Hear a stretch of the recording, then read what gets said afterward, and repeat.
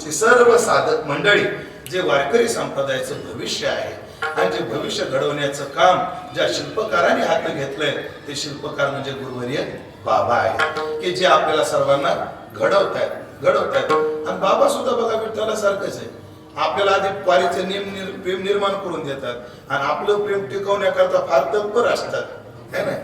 आता ह्याच्यातले जे निम्मे नाही 75% लोक पौर्णिमेपर्यंत का थांबतात? माझ्या सगळं बाबा मी कबूल केले, तुम्ही बघा कबूल करायचं का नाही करायचं. म्हणून विधार येते, स्थाप येते आणि गाल येते.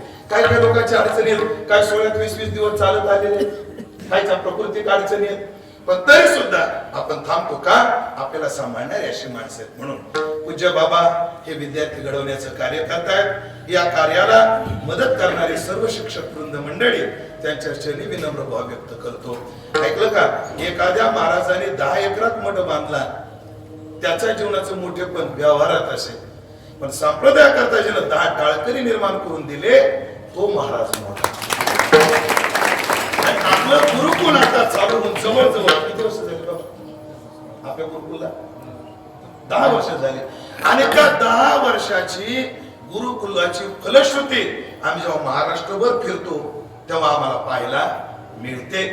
कारण आपल्या गुरुकुलमध्ये राहिलेले विद्यार्थी, त्यांच्या वागण्यातली नम्रता, त्यांच्यातली शालीनता, त्यांच्यातलं सौष्ठव, त्यांच्यातली सोज्वळता ही सगळ्यांपेक्षा त्यांना वेगळं निर्माण करते. आम्ही जेव्हा महाराष्ट्रात अनेक भागात फिरतो आणि जेव्हा विद्यार्थ्याचा चेहरा दिसतो, त्याला 5-7 वर्ष इथं पाहिलेलं असतं, पण प्रत्येक वेळेला नाव लक्षात राहतच असं नाही. अरे हा ना बाबा, मी गाथा मंदिराच्या गुरुकुलचा विद्यार्थी. म्हणून आज महाराष्ट्रभर काही टाळगुण उभे असतील, काही कीर्तन करत असतील, काही गात असतील, काही वाजवत असतील, ही जी विद्यार्थी आज महाराष्ट्रात काही फिरतायत, त्या गाथा मंदिराच्या गुरुकुलाची काय आहे? फलश्रुती आहे, की जी फार समाधानकारक आहे. आणि आता त्या गुरुकुलचा निर्वाह करण्याकरता ही सगळीच शिक्षक मंडळी यांचे सुद्धा फार मोलाचे उपकार आहेत महाराज, वादच नाही. कारण काय? संकल्पना आणि संकल्पनेची कार्यवाही या 2 गोष्टी असतात. गुरुवर्य बाबाचा संकल्प आहे, पण बाबा वेळ देतात या व्यापातून, पण तेवढा देणं होत नाही. बाबाने वेळ जर सगळा गुरुकुलला दिला ना, हे सगळं चक्र काय होईल? थांबून जाईल. बाबा म्हणजे काय आहे? घड्याळीचा सेल आहे. तो सेल एकदा निघाला की सगळे काटे जागेवर थांबतात.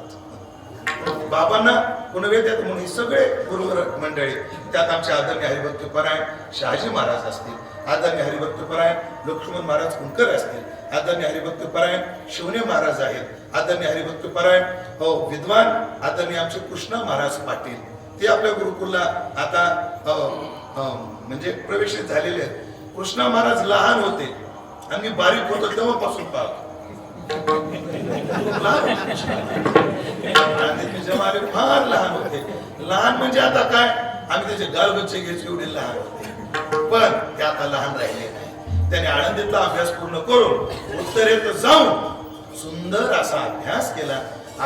एवढंच नाही, आता स्वतःचे त्यांचे पुस्तकं सुद्धा आहेत, व्याकरणाचे त्यांचे पुस्तकं सुद्धा आहेत. असे गोड शिक्षक आपल्या गुरुकुलमध्ये आहेत. हे आपलं वैभव आहे. आदरणीय श्री देवगोपाल शास्त्री, त्यांचंही धर्मचूडामणी म्हणून त्यांची खानदेशामध्ये काय आहे? प्रसिद्धी आहे.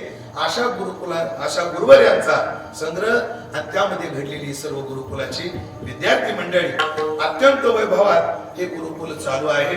या गुरुकुलाचं जे वैभव आहे, जे आज आम्हाला महाराष्ट्रात बघायला भेटतं, ते असंच वृद्धिंगत होत राहावं अशी तुकोबराच्या श्रीने प्रार्थना करतो. आणि बाबांना उदंड आरोग्याची, उदंड आयुष्याची प्रार्थना करण्याची गरज नाही, खरंच गरज नाही. कारण देवाने ती कृपा केलेली. या वयात जर अशी वारी घडू शकते आणि वारीहून आल्यानंतर सुद्धा निर्जला धरून विना घेऊन उभं राहू शकतात, ही देवाची कृपाची आहे.